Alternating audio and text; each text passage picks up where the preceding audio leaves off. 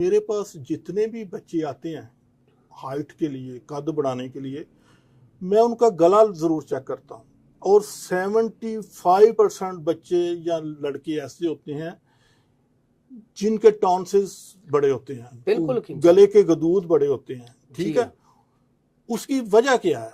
जब उनसे हिस्ट्री लेते हैं तो कुरकुरे खा रहे हैं जी, पापड़ खा रहे हैं, कोल्ड ड्रिंक्स का ज्यादा इस्तेमाल है, खट्टी चीजें, फास्ट फूड, उसकी वजह से गले जब वो मुतवर्रम होते हैं उनमें सोजिश पैदा होती है, तो आपकी इम्यूनिटी जो है ना वो जिस्म की, वो ऐसा सा वीक होना। और वो ये लोकल बाजारी गंदे तेल में बने होते हैं, जिसकी वजह से आपका मैदा डिस्टर्ब होता है, भूख नहीं लगती बच्चे को। माएँ हमारे पास आके शिकायत करती हैं कि ये बच्चा खाता कुछ नहीं, इसको जबरदस्ती देना पड़ते हैं।